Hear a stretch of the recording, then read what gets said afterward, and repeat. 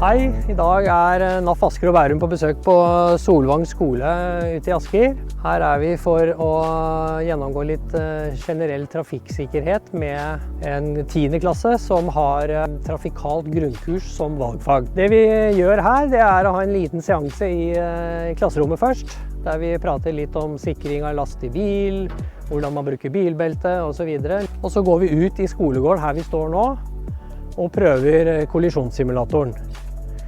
Kjører 2 og 2 i den simulatoren. Dere tar på dere beltet. Jeg kjører dere opp, jeg slipper dere, og så ruller dere, og da går det sånn pluss minus 10 km i timen. En kollisjonssimulator viser, eller den bråstopper i ca. 10 km i timen, slik at elevene får kjent på det å bråstoppe, og kjent på hva beltet kan gjøre i 10 km.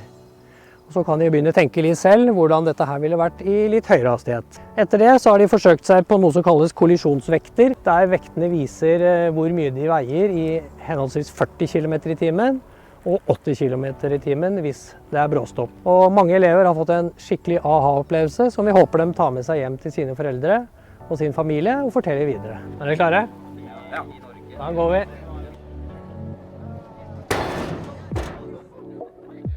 Jeg heter Anne-Ma Vettre, og jeg er rektor på Solvang ungdomsskole.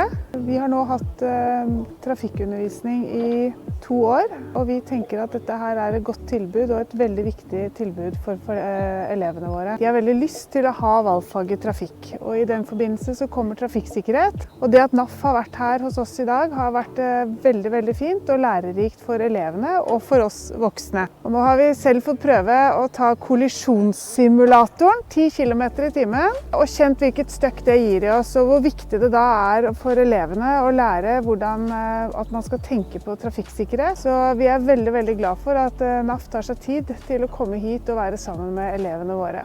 Det var dagens aktivitet som dere nå har fått se. Følg oss på alle sosiale medier. Der vil du bli oppdatert på mange av våre aktiviteter i NAF Asker og Bærum.